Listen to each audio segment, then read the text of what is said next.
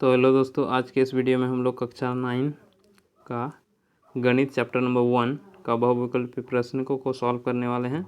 और इससे पहले क्लास में हम लोग सॉल्व किए थे। ये हम लोग का सेकंड क्लास है। पहले क्लास में हम लोग 1 से 10 तक के क्वेश्चन को सॉल्व किए थे। इसमें 11 से 20 तक के क्वेश्चन को सॉल्व करेंगे। ये चैप्टर नंबर 1 से ही है, ठीक है।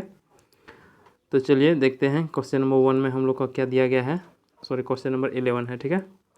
तो इसमें कहा गया निम्न में से कौन सी एक अपरिमेय संख्या है, ठीक है। तो यहाँ देखिए दशमलव में संख्या दिया गया है। तो दशमलव प्रसार 3 प्रकार के होते हैं। 3 प्रकार के किस प्रकार होते हैं? एक होता है शांत और एक होता है अशांत आवृत्ति, ठीक है, आवृत्ति। और एक होता है अशांत आवर्ती, ये हो गया है, ठीक है। और दूसरा होता है अशांत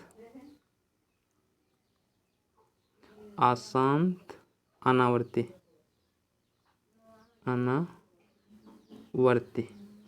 अशांत अनावर्ती का मतलब होता है वैसे नंबर जिसका दशमलव प्रसार शांत भी ना हो और रिपीट भी ना कर रहा हो। जैसे कि यहाँ देखें ये वाला, ये अशांत अनावर्ती कहलाएगा, ठीक है।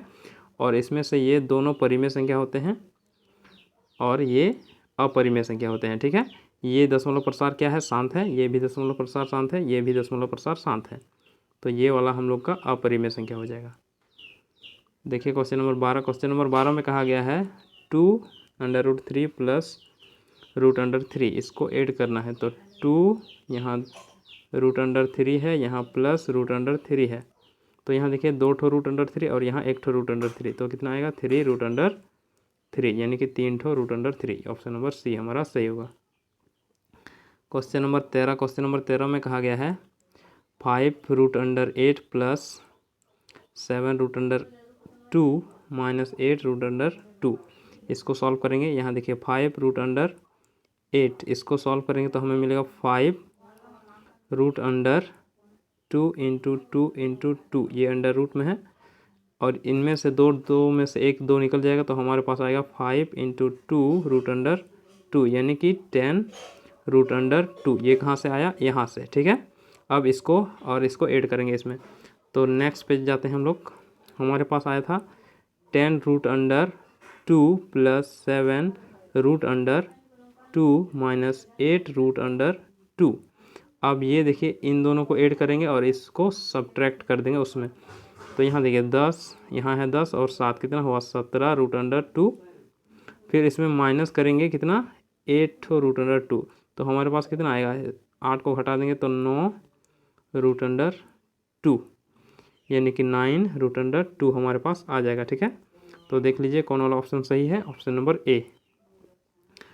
चलिए अब हम लोग देखते हैं अपना नेक्स्ट क्वेश्चन। यहाँ देखिए नेक्स्ट क्वेश्चन में हम लोग का है 1/√7 माइनस 2 के हर का परिमेयकरण, ठीक है। इसका परिमेयकरण करना है। तो परिमेयकरण देख लेते हैं कैसे करेंगे। चलिए नेक्स्ट पे जाते हैं। 1/√7 माइनस 2, ये हमारे पास दिया गया है। इसका परिमेयकरण करना है तो यहाँ माइनस है, तो हम लोग इसको प्लस के, इसी को प्लस के साथ इसके साथ इंटू कर देंगे, ठीक है। सॉरी, यहाँ प्लस है, ठीक है। यहाँ क्या है? प्लस √7 प्लस 2 और यहाँ भी √7 प्लस 2। अब इसको इसके साथ इंटू करेंगे तो कितना आएगा? √7 प्लस 2 आएगा। और यहाँ इसको इंटू करेंगे तो 7 है इसका स्क्वायर माइनस 2 का स्क्वायर। यहाँ देखिए इसको और इसको देखिए, ये है a minus b into a plus b का फॉर्मूला में। अब हमारे पास आएगा √7 प्लस 2 अपॉन, यहाँ से आएगा 7 माइनस 4, और यदि इसको हम लोग घटा देंगे तो आएगा 7, ये √7 है प्लस 2/3, यानी कि ये वाला आंसर सही होगा, ठीक है। तो देख लीजिए कौन वाला आंसर सही है? ये वाला, ठीक है।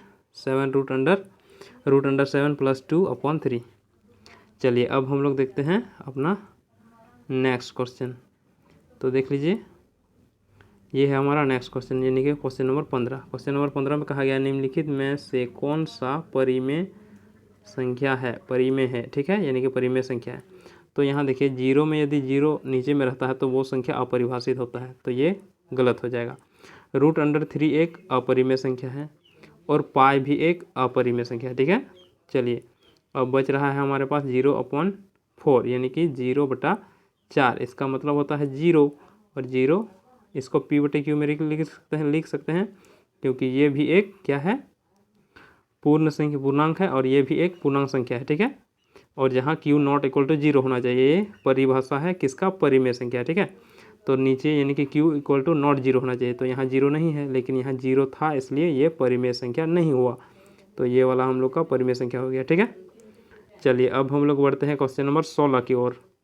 क्वेश्चन नंबर 16 में कहा गया है 2 और √2.5 के बीच एक अपरिमेय संख्या है, यानी कि इन दोनों के बीच हमें अपरिमेय संख्या निकालना है।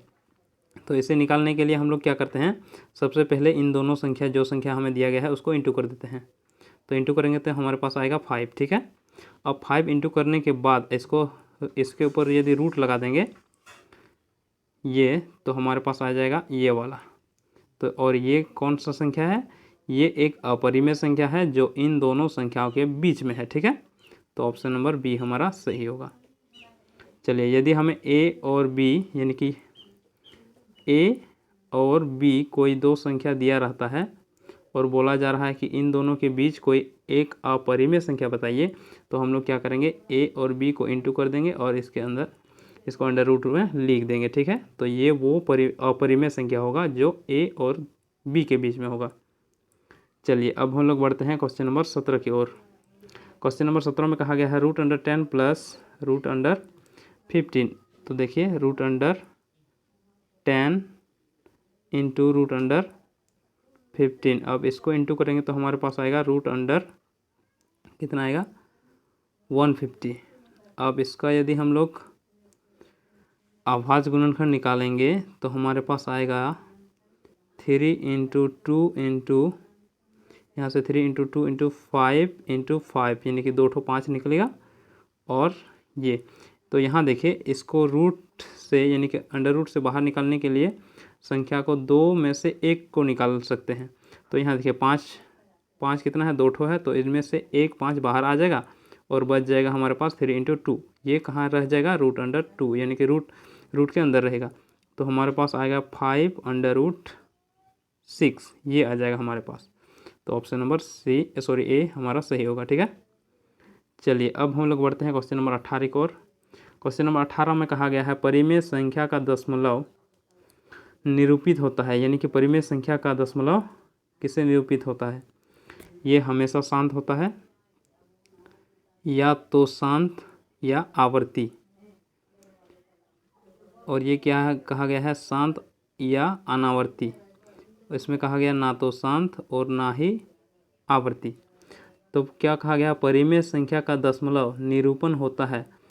परिमेय संख्या का दशमलव हमेशा शांत होगा, ये भी सही है, या तो शांत होगा या आवर्ती, ये भी सही है। शांत भी हो सकता है और आवर्ती भी हो सकता है। उसके बाद शांत या अनावर्ती, ये नहीं हो सकता है। ठीक है, और ये क्या कह रहा है, ना तो शांत और ना ही आवर्ती, शांत और ना ही आवर्ती, ये गलत है। यहाँ देखिए, इसमें से ये भी सही हो सकता है। ये आवर्ती का मतलब होता है ये रिपीट करना। तो परिमेय संख्या जो होता है उसका दशमलव प्रसार शांत भी होता है और रिपीट भी करता है, यानी कि आवर्ती भी दर्शाता है। ठीक है, और ये हमेशा शांत नहीं होता, सॉरी ये वाला नहीं होगा, ये हमेशा शांत नहीं होगा। ये क्या होगा, या तो शांत होगा या आवर्ती होगा, ये इन दोनों में से कोई एक हो सकता है लेकिन हमेशा शांत नहीं होगा। तो ऑप्शन नंबर बी हमारा सही है। ठीक है, चलिए अब हम लोग बढ़ते हैं क्वेश्चन नंबर 19 की ओर। क्वेश्चन नंबर 19 में कहा गया निम्नलिखित में से कौन एक परिमेय संख्या है।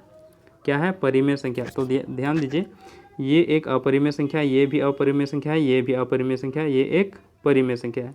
0 एक परिमेय संख्या होता है। ठीक है, चलिए ये हमारा लास्ट क्वेश्चन है, इसके बाद हमारा क्लास समाप्त होगा। ठीक है, तो देख लीजिए क्वेश्चन नंबर 20 में कहा गया निम्नलिखित में से कौन एक अपरिमेय संख्या है। क्या है, अपरिमेय संख्या। तो देख लेते हैं, इसमें कहा गया है √4/9। यदि इसको हम लोग सॉल्व करेंगे तो आएगा 2/3। तो ये क्या एक परिमेय संख्या हुआ, तो ये क्या हो गया, परिमेय संख्या।